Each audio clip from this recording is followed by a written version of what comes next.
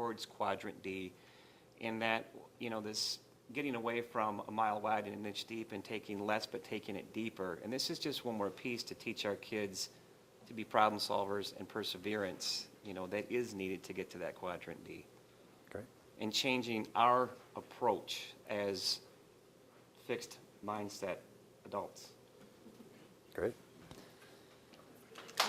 Absolutely. And I bet Mike back here is loving the quadrant D connections that are being made. So, you're getting the point, Tim. I am. Quadrant D. Yeah. We were all about quadrant D back here. Yeah. Since No it's been pressure. mentioned. No pressure.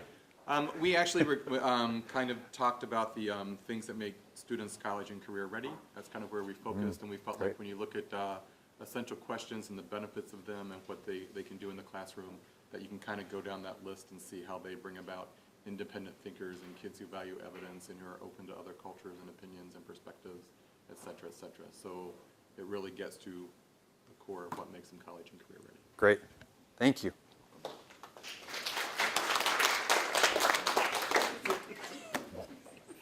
Lisa? Oh, man. All right. We were reading through the things that, they want the students to be at before they leave school. And we were talking about the essential question, how well it fits. And maybe it's a part that's just kind of missing that can help us get there. Because we're talking about how do we get students to that point of not giving up when they get a problem. Where, you have those conversations where there's not a right or wrong answer. It will get them to that point of being comfortable, not knowing the answer, and being willing to take a risk and being willing to make a mistake. And we talked about using their mistakes as a teaching example. I'm so glad you made that mistake. Somebody else probably made that too. Let's figure out how to, get to the right answer. Absolutely. Yeah, and you'll see as you get into this with Jen that, as I've shared, just developing the essential question is such a process. And so it absolutely covers that piece, as you're saying, and that where you may think, well, geez, why hasn't this been here all along? Well, you'll find out that there's more to it than just writing a question. There's a lot of thinking and action that goes into it. All right, thank you. Thank you very much. Okay. Here? All right, great. Well, we had a lot of conversations going on, but we basically said we think with the common language, that's offered by the Common Core here, it should help. We were talking about the MEET scores, how we noticed we struggled with informational text. Maybe a lot more time's been spent on narrative in the past, and how now maybe with that the scores we should see go up and improve. Okay. Also, we talked too about the kids wanting answers right away. I've heard this at other tables too, brought up, and how we really just have to teach them to take time and really think through things. Right. Okay. Thank you. You're welcome.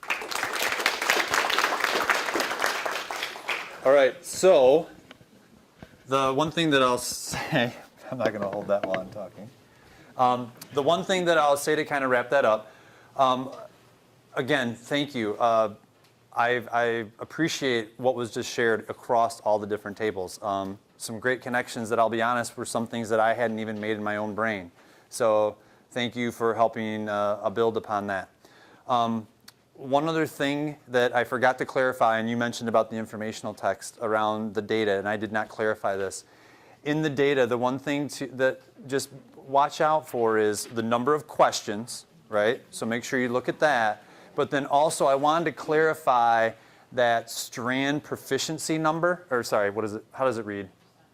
Strand percent correct.